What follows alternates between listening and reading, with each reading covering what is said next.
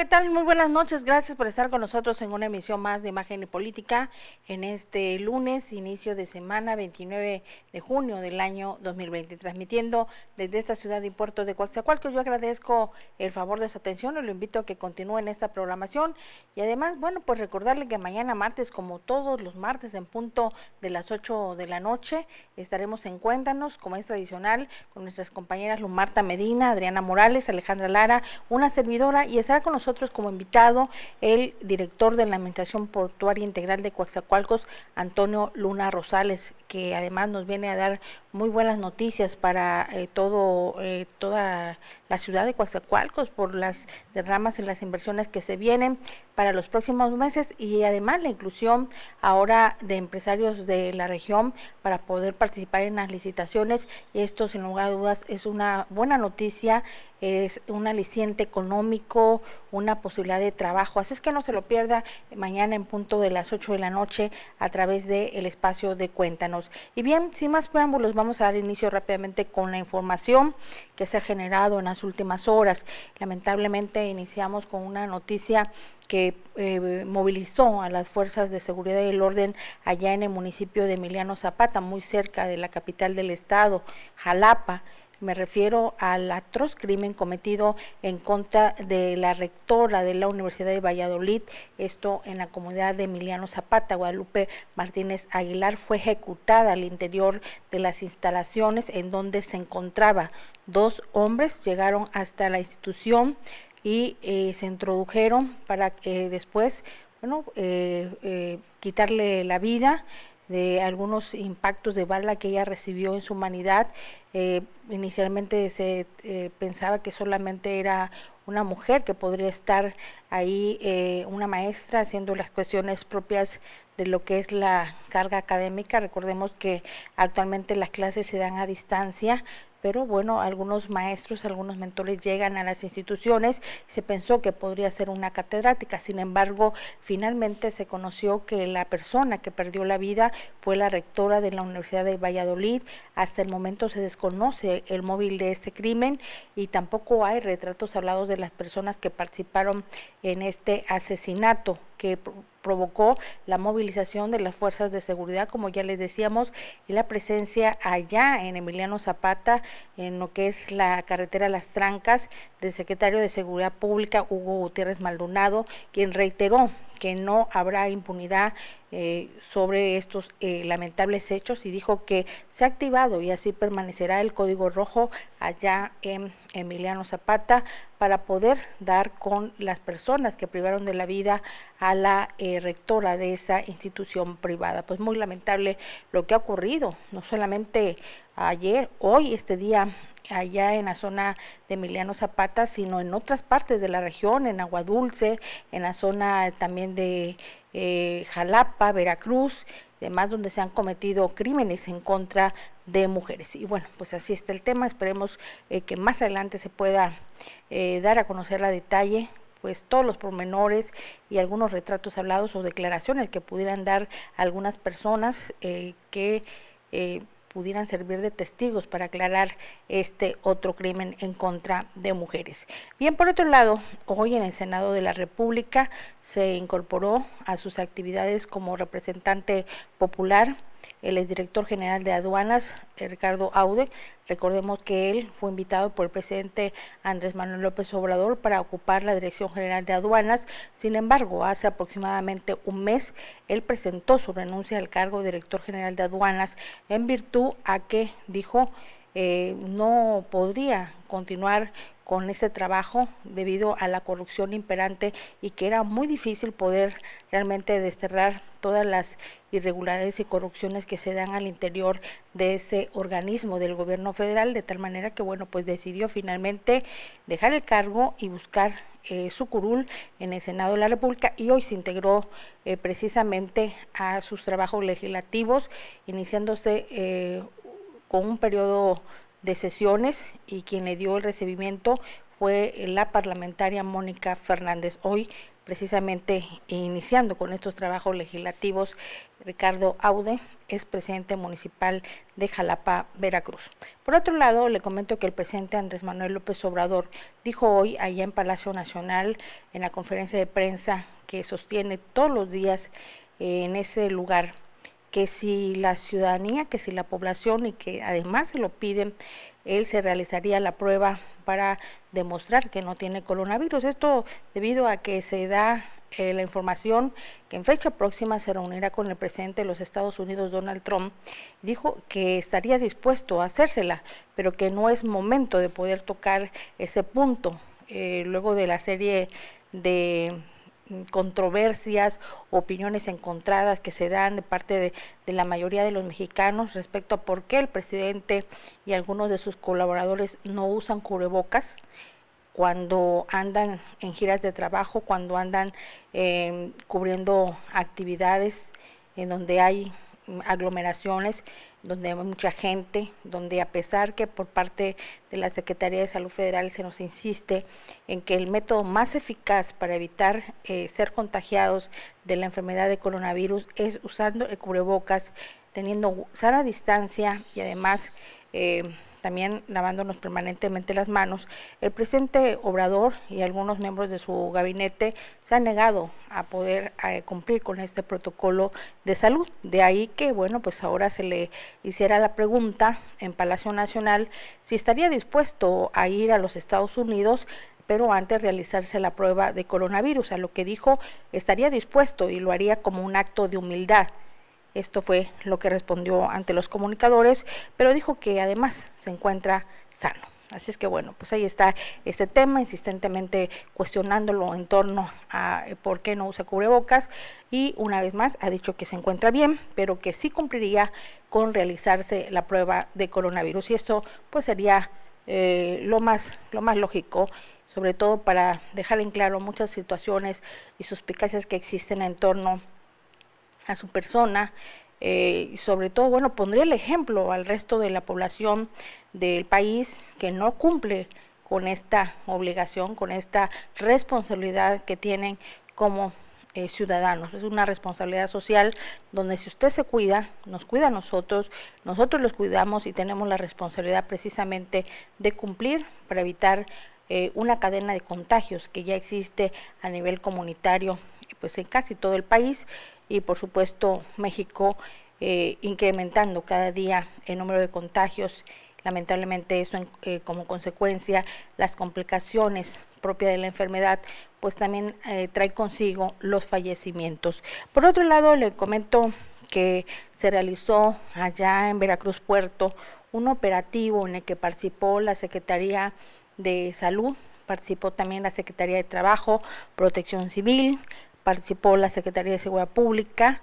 Este operativo tuvo como objetivo que se pudiera detectar aquellas negociaciones con actividades no esenciales que estuvieran operando, aun cuando Veracruz Puerto, lo mismo que Coatzacoalcos, la zona de Poza Rica, continúan en semáforo rojo con un máximo de contagios.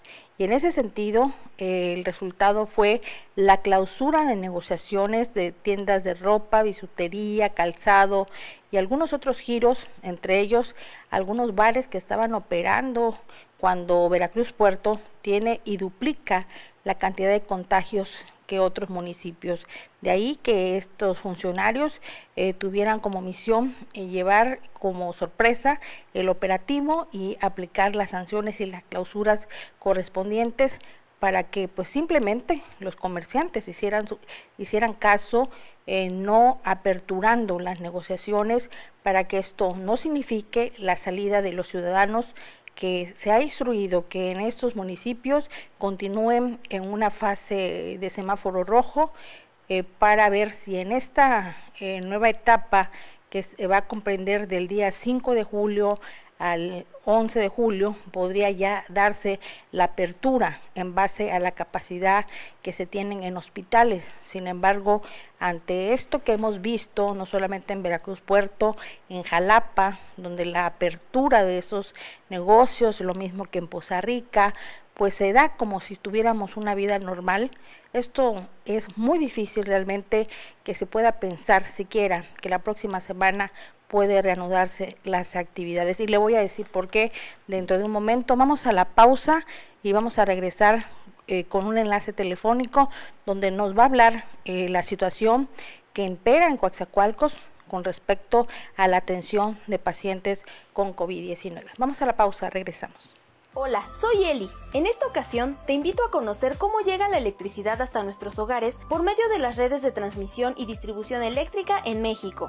Todo inicia cuando una central genera electricidad. Esta se transporta inmediatamente para hacerla llegar al consumidor, pues la electricidad no puede almacenarse tan fácil como otros productos. Normalmente las centrales de generación están alejadas de los centros de consumo, en ocasiones hasta más de 3.000 kilómetros. Por ello, es necesario contar con redes confiables para su transporte, como la Red Nacional de Transmisión, utilizada para largas distancias, y las redes generales de distribución para distribuirla en localidades y ciudades, con lo cual se logra interconectar a las centrales de generación con los consumidores. De acuerdo con el artículo 27 de nuestra Constitución, estas actividades de transmisión y distribución son exclusivas de la nación.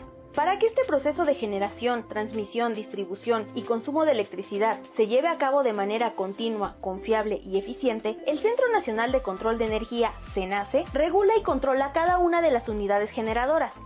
Esto permite que cuando llegues a tu casa y enciendas un foco o prendas la televisión, la energía eléctrica siempre esté disponible. El suministro eléctrico para satisfacer la demanda eléctrica en cada momento es una labor compleja que requiere de la operación permanente de la CFE en coordinación con el CENACE. Para ello, se debe considerar que México cuenta con un sistema interconectado nacional, cuyas líneas de alta tensión tienen una longitud de más de 100.000 kilómetros que equivalen a darle 8 vueltas a la Tierra, convirtiéndolo en uno de los más grandes del mundo. Es así como el papel de la CFE en la operación de las redes de transmisión y distribución de electricidad es fundamental para que todas y todos los mexicanos dispongamos de energía eléctrica en nuestros hogares, negocios y espacios públicos. Finalmente, es importante que sepas que toda esa gran red eléctrica es propiedad de la CFE y el acuerdo de confiabilidad emitido por la CENER es justo para garantizar la seguridad y eficiencia del sistema en beneficio de todo el pueblo de México. Secretaría de Energía. Gobierno. Gracias, yo saludo esta noche, gracias por aceptar este enlace telefónico con nosotros al secretario general del Hospital Comunitario Regional Valentín Gómez Farías, Juan Pablo Sosa González, quien nos habla sobre precisamente lo que yo le decía hace un momento, sobre la ampliación a 24 camas en el Hospital Regional Comunitario Valentín Gómez Farías. Muy buenas noches, licenciado Juan Pablo, ¿qué significa esto? Público que te sigue a través de este importante noticiero.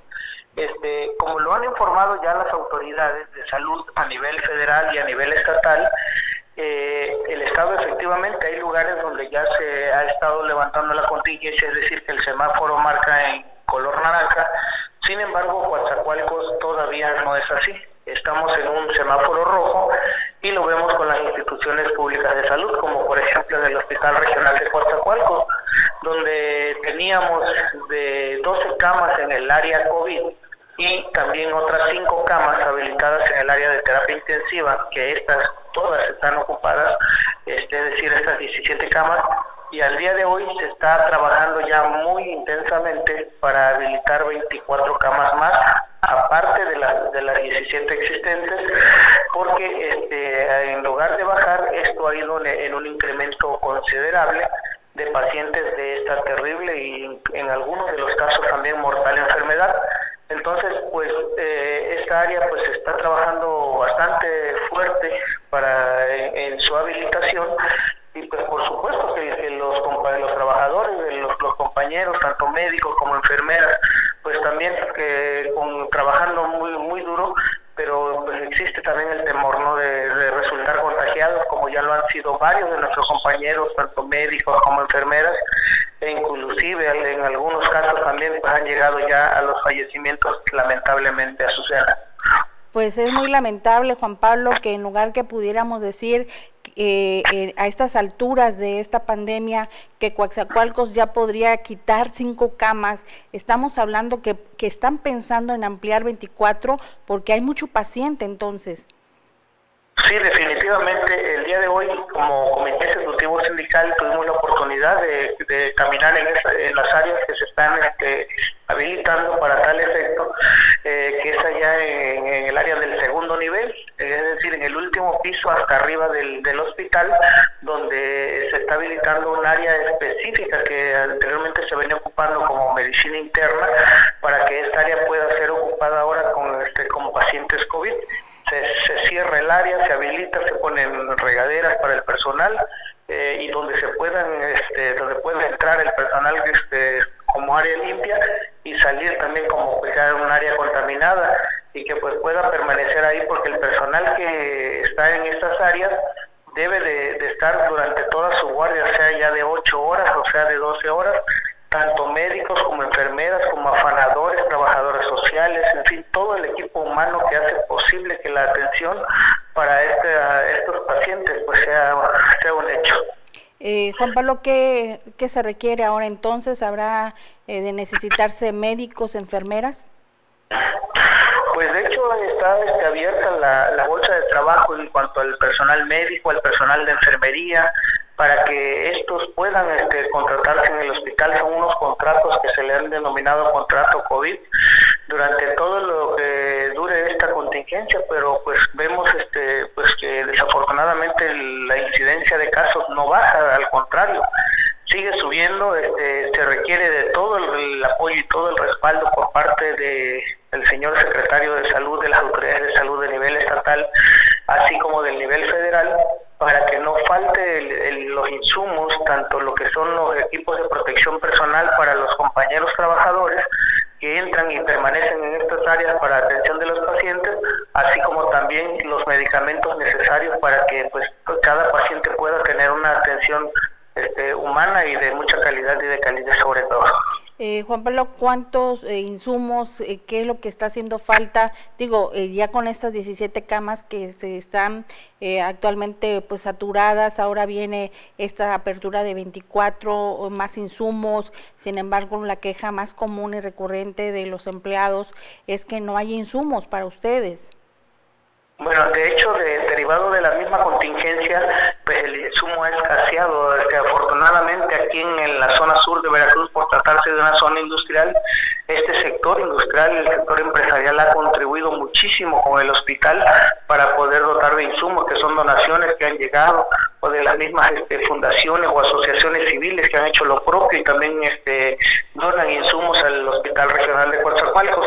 Nosotros como sindicato también hace algunos días, pues como todos los años, los días 1 de mayo, teníamos un evento, o tenemos un evento normalmente que hacemos con los trabajadores. Este año no se pudo realizar debido a la contingencia, y ese recurso que se hubiera utilizado en ese evento pues fue destinado para comprar overoles. Alcanzó aproximadamente para 300 overoles que están siendo ya surtidos en todas y cada una de las áreas COVID, para poder proteger a nuestros compañeros trabajadores y por supuesto para que haya ese insumo necesario para atender a los pacientes, que es la razón de ser de nuestro hospital.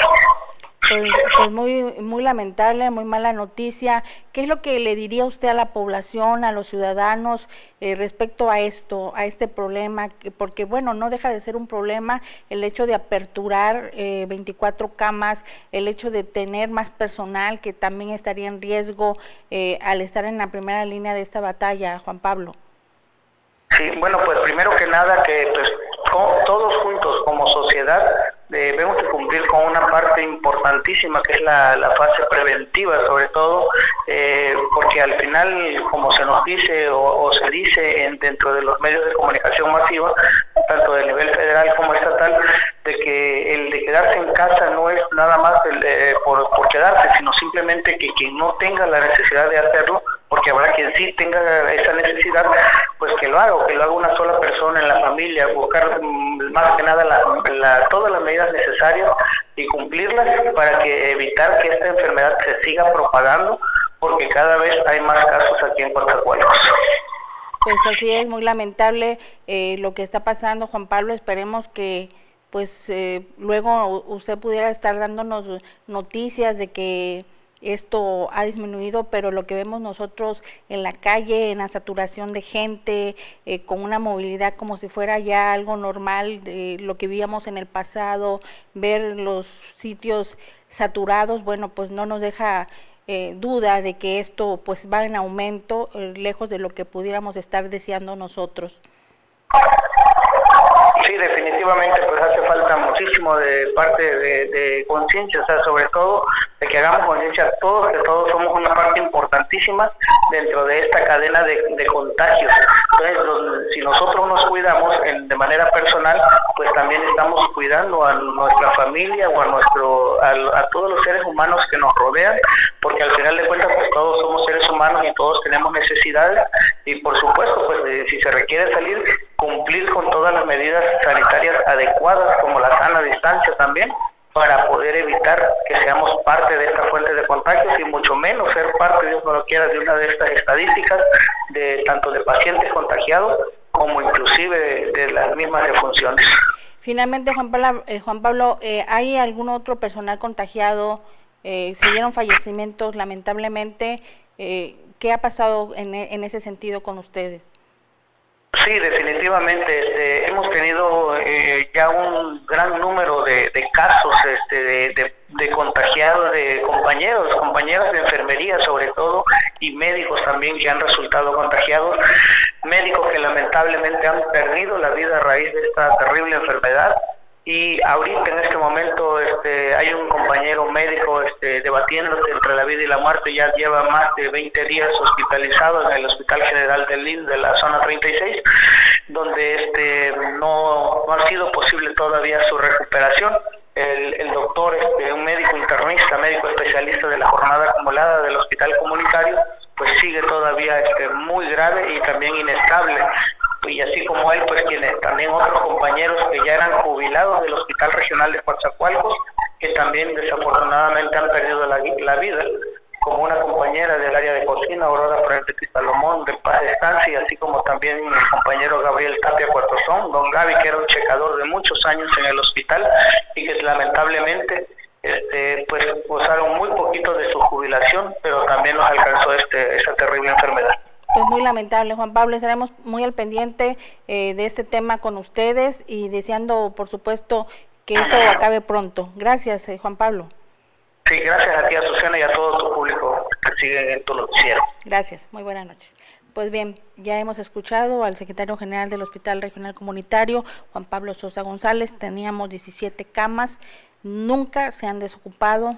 Había una saturación en estas 17, pero ahora ante este cúmulo de más casos que se siguen presentando, pues en lugar de quitar, de disminuir, se está pensando en tener 24 camas, que serían un total de 41 ya en el hospital regional, sin contar también con el hospital COVID, en el que se convirtió el hospital regional número 36 del IMSS, que ya tiene cerca de 90 camas, todas lamentablemente ocupadas. Así es que bueno, pues ahí está, tome usted conciencia. Realmente los medios de comunicación cansado de decir, quizá no seamos nadie para poder hablar de ese tema con usted, porque esto es una responsabilidad social, una responsabilidad ciudadana, pero pues ante lo que hemos visto, observado, pues no nos queda más que seguir insistiendo con usted, que tome conciencia, que vea usted que no solamente está en riesgo usted, su familia, sino también estos héroes de la salud que están lamentablemente contagiándose por cuidarlo a usted, y usted pues simplemente parece que no le importa. Vamos a la pausa, regresamos. Hola, soy Eli. En esta ocasión te invito a conocer cómo llega la electricidad hasta nuestros hogares por medio de las redes de transmisión y distribución eléctrica en México. Todo inicia cuando una central genera electricidad. Esta se transporta inmediatamente para hacerla llegar al consumidor, pues la electricidad no puede almacenarse tan fácil como otros productos. Normalmente las centrales de generación están alejadas de los centros de consumo, en ocasiones hasta más de 3.000 kilómetros. Por ello, es necesario contar con redes confiables para su transporte, como la Red Nacional de Transmisión, utilizada para largas distancias, y las redes generales de distribución para distribuirla en localidades y ciudades, con lo cual se logra interconectar a las centrales de generación con los consumidores. De acuerdo con el artículo 27 de nuestra Constitución, estas actividades de transmisión y distribución son exclusivas de la nación. Para que este proceso de generación, transmisión, distribución y consumo de electricidad se lleve a cabo de manera continua, confiable y eficiente, el Centro Nacional de Control de Energía, CENACE, regula y controla cada una de las unidades generadoras. Esto permite que cuando llegues a tu casa y enciendas un foco o prendas la televisión, la energía eléctrica siempre esté disponible. El suministro eléctrico para satisfacer la demanda eléctrica en cada momento es una labor compleja que requiere de la operación permanente de la CFE en coordinación con el CENACE. Para ello, se debe considerar que México cuenta con un sistema interconectado nacional, cuyas líneas de alta tensión tienen una longitud de más de 100.000 kilómetros que equivalen a darle 8 vueltas a la Tierra, convirtiéndolo en uno de los más grandes del mundo. Es así como el papel de la CFE en la operación de las redes de transmisión y distribución de electricidad es fundamental para que todas y todos los mexicanos dispongamos de energía eléctrica en nuestros hogares, negocios y espacios públicos. Finalmente, es importante que sepas que toda esa gran red eléctrica es propiedad de la CFE y el acuerdo de confiabilidad emitido por la CENER es justo para garantizar la seguridad y eficiencia del sistema en beneficio de todo el pueblo de México. Secretaría de Energía. Gobierno de México. Atención, en este momento en Coatzacoalcos ya estamos en fase 3 de la emergencia sanitaria. Durante este periodo es de suma importancia extremar precauciones. Acatemos las medidas de higiene para frenar la propagación del coronavirus. Es obligatorio el uso de cubrebocas que puedes realizar en casa. Evita salir con niños, adultos mayores y personas que pertenezcan a los grupos de riesgo. Seamos responsables, quédate en casa. Cuidémonos todos. Ayuntamiento de Coatzacoalcos, raíz de la esperanza. Dicen que la adversidad tiene el don de despertar talentos, que en los momentos más difíciles es cuando se demuestra nuestra verdadera fuerza, y es por eso que hoy Coatzacoalcos sigue de pie, por todos esos héroes sin capa que nos quitan los obstáculos y limpian el camino, los que reparten vida, que sin pensarlo exponen sus vidas por nuestra seguridad, los que no ven a sus familias para que tú puedas seguir viendo a la tuya, aquellos que saben que el orden debe continuar y que a pesar del peligro latente mantienen a esta ciudad de pie, se han convertido en luz para combatir la oscuridad. Esos héroes que escuchan antes de actuar y que saben que por pequeña que parezca una acción puede salvar la vida de todos. Sigamos resistiendo. Coatzacoalcos sigue de pie.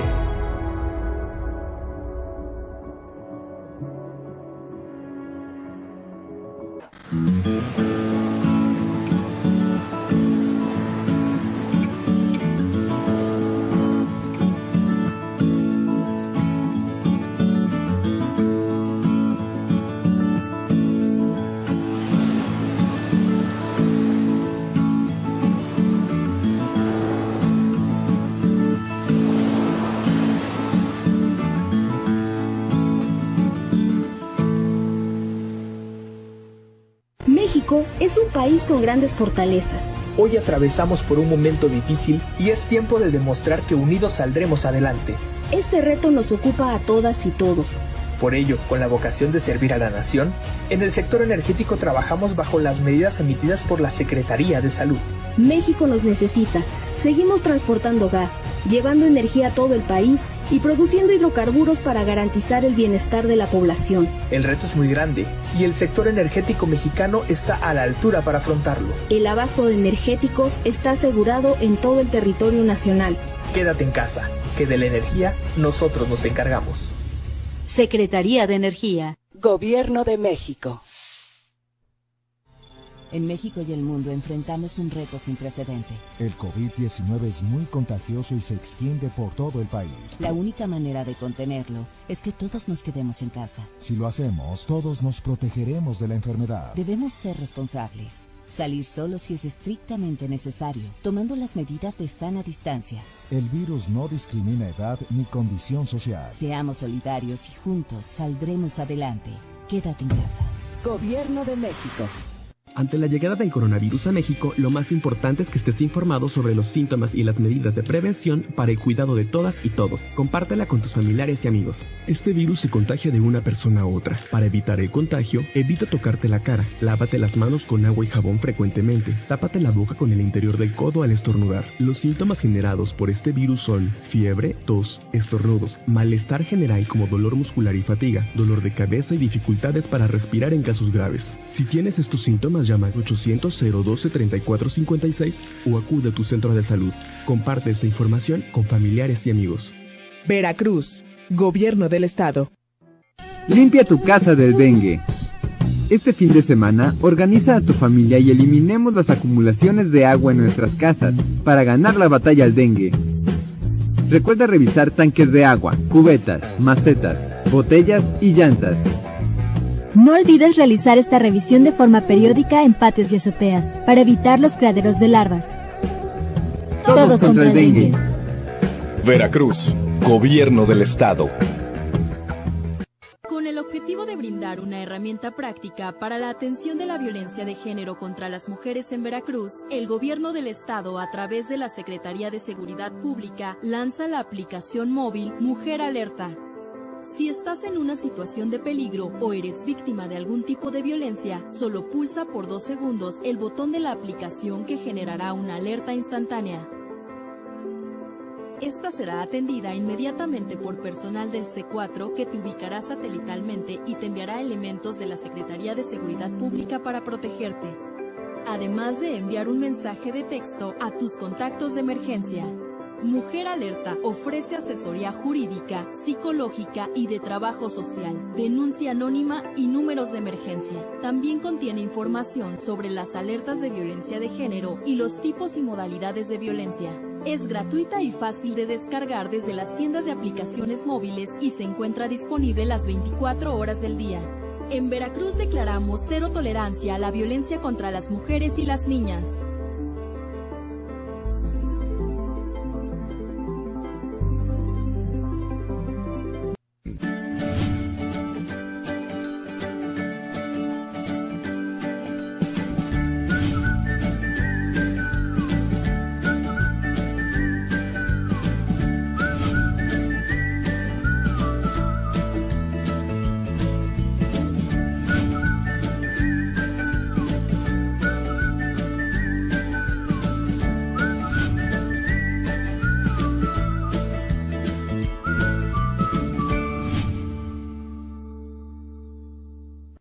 Gracias, qué bueno que continúa con nosotros. Y bien, ya hay la actualización de datos a nivel nacional que, como todas las noches, nos da a conocer la Secretaría de Salud Federal a través de la conferencia de prensa. Se informa que han fallecido lamentablemente 27,120 personas a nivel nacional desde el inicio de la pandemia hasta la fecha. Hay cerca de 220,657 casos positivos de la enfermedad de SARS-CoV-2.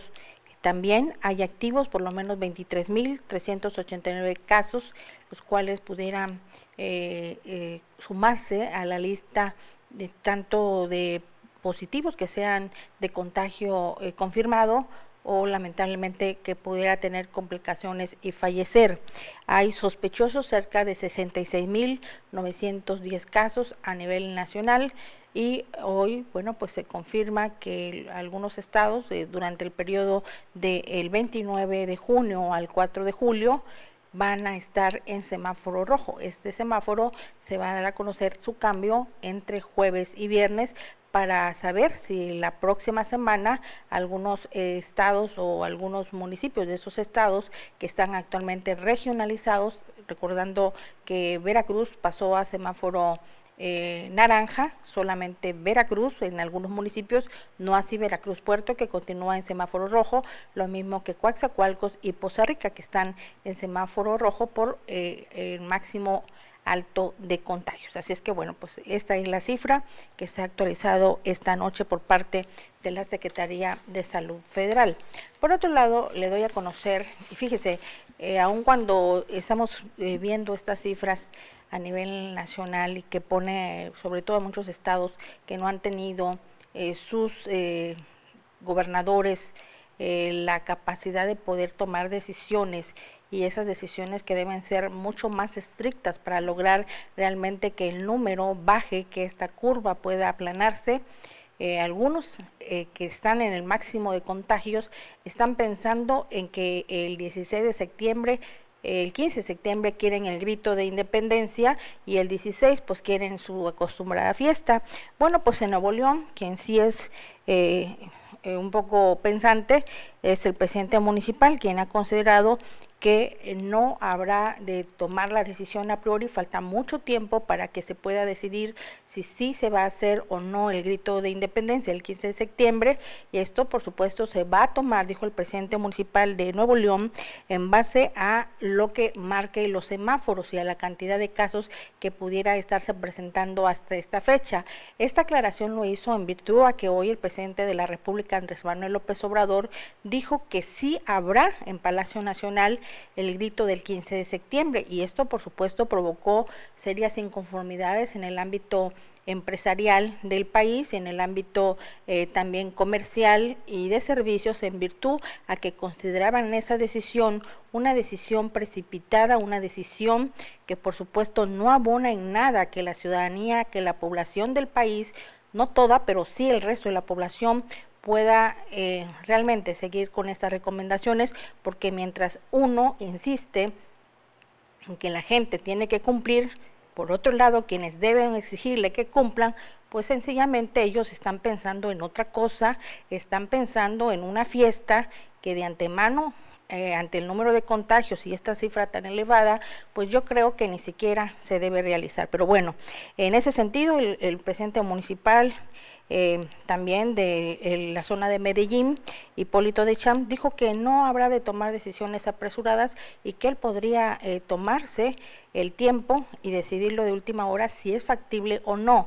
No es algo que nos importe, no es algo que sea necesario, si no se puede realizar esta celebración, no habrá, porque lo que queremos es preservar la vida y la salud de los habitantes de la zona de Medellín de Bravo, dijo este presidente municipal. Un tanto sensato lo que dijo, falta mucho tiempo, ahora queremos salir solamente del semáforo rojo, pasar a un semáforo naranja, tomando las precauciones, pero también pensando en nuestros héroes de la salud, que no tienen por qué estarse contagiados, no estar pues agobiados por lo que pasa, porque créame, hay algunos que nos dicen que ya están cansados, que ellos quieren tomar sus vacaciones, estar más relajados, pero no lo pueden hacer porque están ahí en la primera línea de esta batalla y están pensando no solamente en ellos, sino en su familia, y por otro lado, pues están pensando también que la gente afuera está en el malecón, está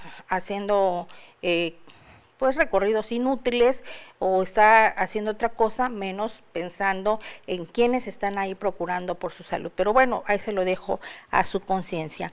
Y por otro lado, quien sí lamentablemente falleció a causa de la enfermedad de COVID-19 y es el primer presidente municipal de Veracruz que fallece a causa de esta complicación, fue el presidente municipal de Coaxala, Gerardo Tirso Acua, quien pues lamentablemente debido a complicaciones por la diabetes que padecía, este presidente municipal murió y ahora pues ya se está pensando en su sucesor. Actualmente ha quedado de manera interina la síndica municipal de ese ayuntamiento, quien habría convocado a la reunión de Cabildo y a su vez el Cabildo va a informarlo al Congreso del Estado, quien habrá de determinar quién es la persona que sucederá al extinto presidente municipal fallecido a causa de la enfermedad de coronavirus.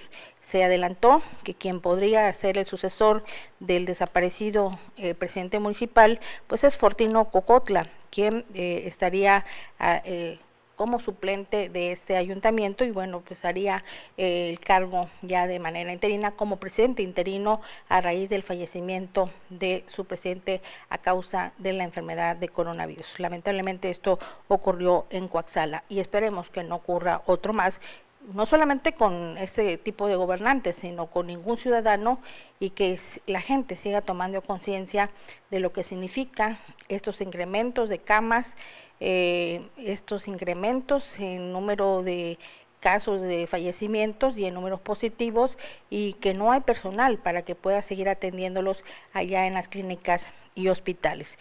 Vamos a ir a una breve pausa, regresaremos, pero antes le comento que la jefa de gobierno de la Ciudad de México, Claudia Sheinbaum, había comentado que ya está fuera de peligro Omar García, el secretario de Seguridad Ciudadana de la Ciudad de México, quien recordemos fue pues sorprendido por un grupo delincuencial. Él aseguró que se trata de un cártel muy conocido en esa zona y que tiene sus raíces en la zona de Sinaloa.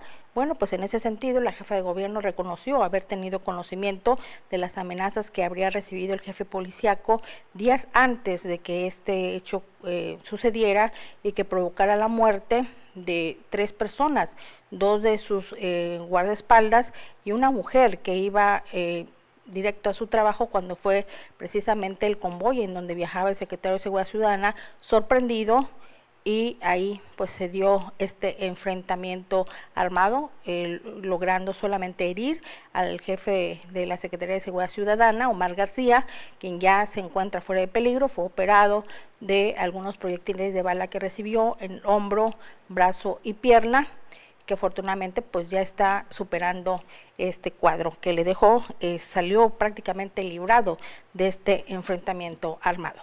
Vamos a ir a una pausa, enseguida regresamos.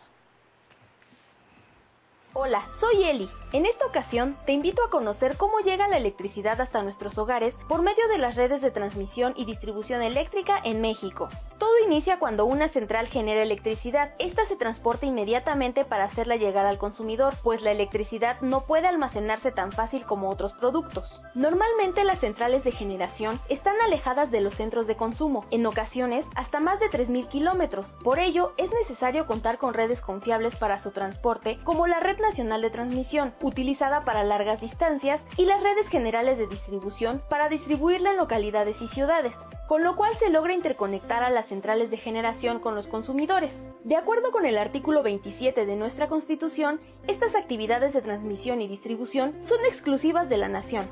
Para que este proceso de generación, transmisión, distribución y consumo de electricidad se lleve a cabo de manera continua, confiable y eficiente, el Centro Nacional de Control de Energía, CENACE, regula y controla cada una de las unidades generadoras. Esto permite que cuando llegues a tu casa y enciendas un foco o prendas la televisión, la energía eléctrica siempre esté disponible. El suministro eléctrico para satisfacer la demanda eléctrica en cada momento es una labor compleja que requiere de la operación permanente de la CFE en coordinación con el CENACE. Para ello, se debe considerar que México cuenta con un sistema interconectado nacional, cuyas líneas de alta tensión tienen una longitud de más de 100.000 kilómetros que equivalen a darle 8 vueltas a la Tierra, convirtiéndolo en uno de los más grandes del mundo. Es así como el papel de la CFE en la operación de las redes de transmisión y distribución de electricidad es fundamental para que todas y todos los mexicanos dispongamos de energía eléctrica en nuestros hogares, negocios y espacios públicos. Finalmente, es importante que sepas que toda esa gran red eléctrica es propiedad de la CFE y el acuerdo de confiabilidad emitido por la CENER es justo para garantizar la seguridad y eficiencia del sistema en beneficio de todo el pueblo de México. Secretaría de Energía. Gracias, qué bueno que continúa con nosotros. Tengo una línea telefónica al presidente de la asociación Cuaxa Vive, Luis Alberto Ruiz, con quien vamos a platicar precisamente de cómo está la situación. Se hablaba por ahí en algunas partes del país que faltaban medicamentos, había protestas de algunos derechohabientes. ¿Qué pasa aquí en Coaxacualcos, Luis? ¿Hay medicinas suficientes para los pacientes con VIH-Sida? Hola Susana, buenas noches, gracias por el espacio en tu noticiario. Fíjate que ahorita en los hospitales del IMSS de la zona sur de Veracruz hay suficiente medicamento antirretroviral para los pacientes con VIH que se atienden en esos hospitales. Incluso antes de que comenzara la pandemia, el director general del IMSS, Zoé Robledo, dio la instrucción para todas las unidades hospitalarias del país que abastecieran de medicamento a los pacientes con VIH, incluso que les dieran una receta hasta por 3 meses. Eso con la finalidad, pues, para evitar que, obviamente, pues, llegaran a ese punto concurrido del hospital del IMSS. Por ejemplo, aquí en el Hospital General de Zona 36 del IMSS son aproximadamente 1,000 pacientes que reciben el tratamiento, y la finalidad fue, pues, eliminar un poco la afluencia de derechohabientes para que nada más pasaran a surtir su receta allá en la farmacia y con las mismas se fueran, sin necesidad de ser revisados para pues obviamente evitar las aglomeraciones y seguir la sana distancia para que pues no estuvieran lo que son afectaciones por el coronavirus.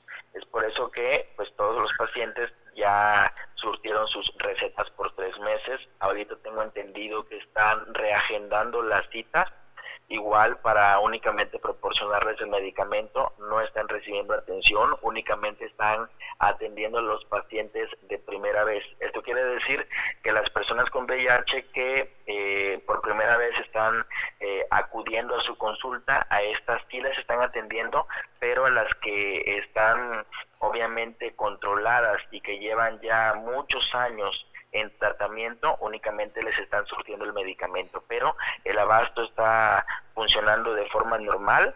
Hay abasto completo en los hospitales del IMSS, incluso no hemos recibido ningún reporte ni de Petróleos Mexicanos, ni del ISSSTE, ni de Capacit. Eso quiere decir pues muy buenas noticias, ¿no?, para los pacientes con VIH que están recibiendo su tratamiento. Claro, sobre todo porque son grupos vulnerables, ¿no? Igual que las personas adultas, los niños y el resto, pacientes con enfermedades crónicas degenerativas, que si ellos pues tienen algún tipo de aglomeración, contacto y demás, pues pueden ser posibles personas que sean contagiadas. Es correcto, y pues aquí estamos nosotros también abiertos, estamos a la disposición de toda la ciudadanía que quiera recibir algún tipo de consejería, de asesoría o interponer alguna queja ante la Comisión Nacional de los Derechos Humanos. Pues estamos nosotros trabajando a través del WhatsApp 921-123-4043 o a través de nuestras redes sociales, que es WhatsApp Vive AC. Ahí continuamente estamos publicando los correos a cuales se deben dirigir para interponer las quejas en caso de pues no recibir el tratamiento oportuno para el VIH. Pues gracias Luis Alberto, y qué buena noticia, sobre todo con el tema de los medicamentos para los pacientes con VIH. Gracias por hacernos posible este enlace contigo y que nos des esta información tan interesante para aquellos derechohabientes que no están teniendo problemas con el suministro de sus medicamentos para atender el VIH. Muchas gracias, Luis Alberto. No, gracias a ustedes, como siempre, por el espacio y por la difusión. Buenas noches. Muy buenas noches. Hasta luego. Pues bien, ya nos ha hablado el presidente de la Asociación Coaxavive, Luis Alberto Ruiz, y ha informado respecto al suministro de medicamentos para pacientes con VIH-Sida.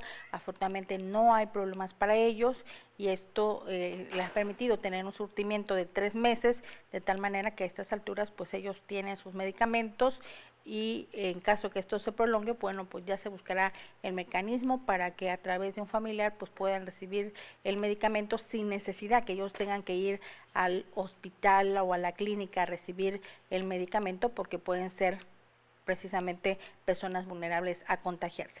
Vamos a una pausa, enseguida regresamos ya en la recta final de este espacio de noticias.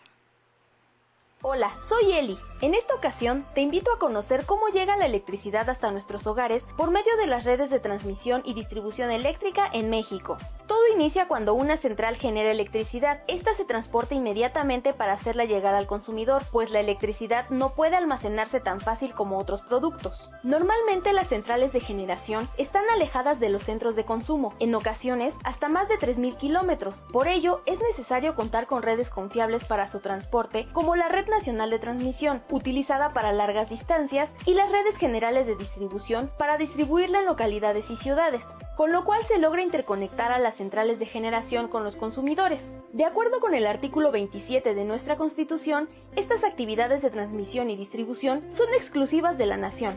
Para que este proceso de generación, transmisión, distribución y consumo de electricidad se lleve a cabo de manera continua, confiable y eficiente, el Centro Nacional de Control de Energía, CENACE, regula y controla cada una de las unidades generadoras. Esto permite que cuando llegues a tu casa y enciendas un foco o prendas la televisión, la energía eléctrica siempre esté disponible. El suministro eléctrico para satisfacer la demanda eléctrica en cada momento es una labor compleja que requiere de la operación permanente de la CFE en coordinación con el CENACE. Para ello, se debe considerar que México cuenta con un sistema interconectado nacional, cuyas líneas de alta tensión tienen una longitud de más de 100.000 kilómetros que equivalen a darle 8 vueltas a la Tierra, convirtiéndolo en uno de los más grandes del mundo. Es así como el papel de la CFE en la operación de las redes de transmisión y distribución de electricidad es fundamental para que todas y todos los mexicanos dispongamos de energía eléctrica en nuestros hogares, negocios y espacios públicos. Finalmente, es importante que sepas que toda esa gran red eléctrica es propiedad de la CFE y el acuerdo de confiabilidad emitido por la CENER es justo para garantizar la seguridad y eficiencia del sistema en beneficio de todo el pueblo de México. Secretaría de Energía. Gobierno de México. Atención, en este momento en Coatzacoalcos ya estamos en fase 3 de la emergencia sanitaria. Durante este periodo es de suma importancia extremar precauciones. Acatemos las medidas de higiene para frenar la propagación del coronavirus. Es obligatorio el uso de cubrebocas que puedes realizar en casa. Evita salir con niños, adultos mayores y personas que pertenezcan a los grupos de riesgo. Seamos responsables, quédate en casa. Cuidémonos todos. Ayuntamiento de Coatzacoalcos, raíz de la esperanza. Dicen que la adversidad tiene el don de despertar talentos, que en los momentos más difíciles es cuando se demuestra nuestra verdadera fuerza, y es por eso que hoy Coatzacoalcos sigue de pie. Por todos esos héroes sin capa que nos quitan los obstáculos y limpian el camino, los que reparten vida, que sin pensarlo exponen sus vidas por nuestra seguridad, los que no ven a sus familias para que tú puedas seguir viendo a la tuya, aquellos que saben que el orden debe continuar y que a pesar del peligro latente mantienen a esta ciudad de pie, se han convertido en luz para combatir la oscuridad. Esos héroes que escuchan antes de actuar y que saben que por pequeña que parezca una acción puede salvar la vida de todos. Sigamos resistiendo. Coatzacoalcos sigue de pie.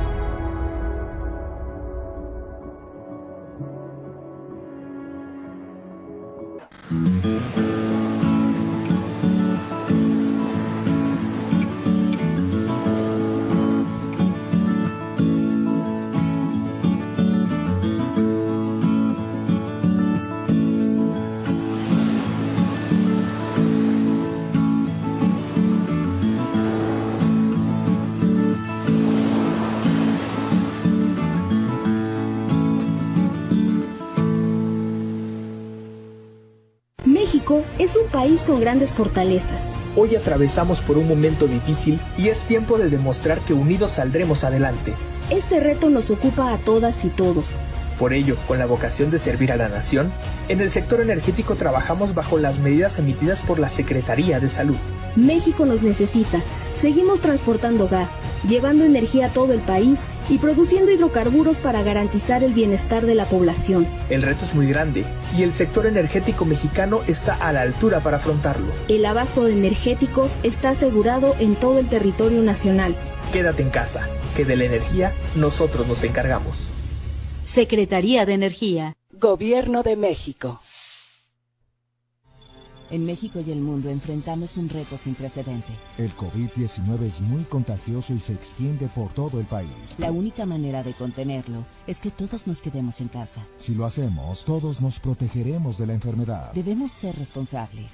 Salir solo si es estrictamente necesario, tomando las medidas de sana distancia. El virus no discrimina edad ni condición social. Seamos solidarios y juntos saldremos adelante. Quédate en casa. Gobierno de México.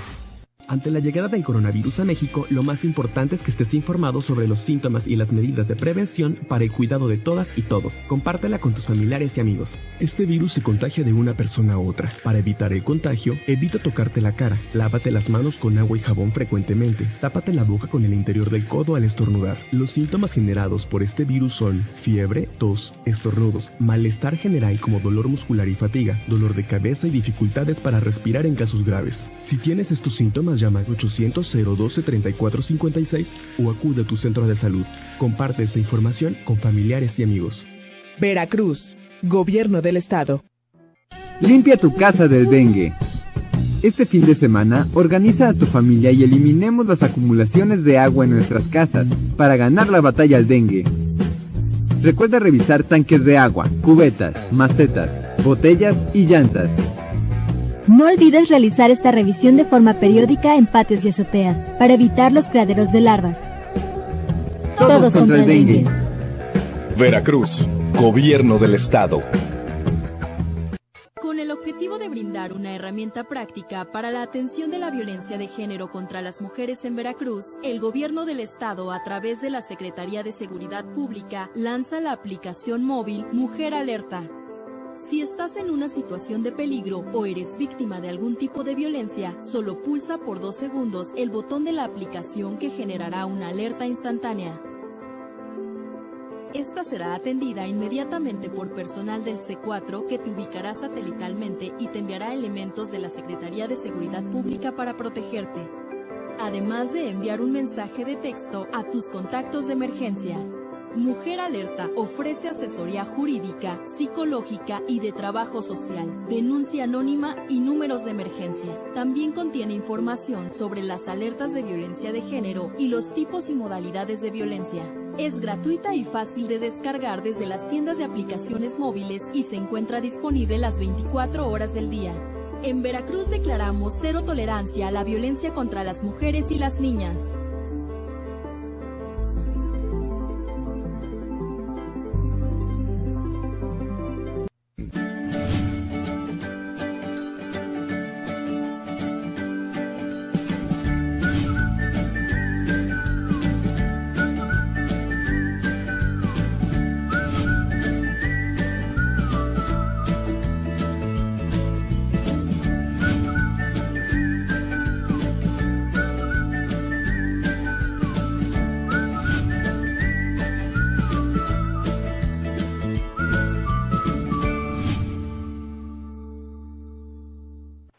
Gracias. Y ya en la recta final de este espacio de noticias, le comento que el Partido Acción Nacional ha pedido la comparecencia en el Congreso del Estado de Veracruz del secretario de Salud, Roberto Ramos Alor, en virtud a que se han tenido equivocaciones y datos erróneos en torno al manejo no solamente de la pandemia y el hecho de cambiar de semáforo de un color a otro cuando están en un pico o máximo de contagios, dijo Joaquín Guzmán, quien además reiteró que se ha propuesto precisamente desde el inicio de esta pandemia y cuando se tomó la determinación de hacer el cierre de algunos negocios, de buscar alternativas de solución a la problemática que ocasionaría en materia de salud la pandemia, no solamente el proteger a los empleados, sino también otorgándoles un seguro de desempleo, y en el lado de las inversiones o los recursos económicos empresariales, otorgar incentivos económicos y fiscales también al sector productivo de Veracruz para que no se pierdan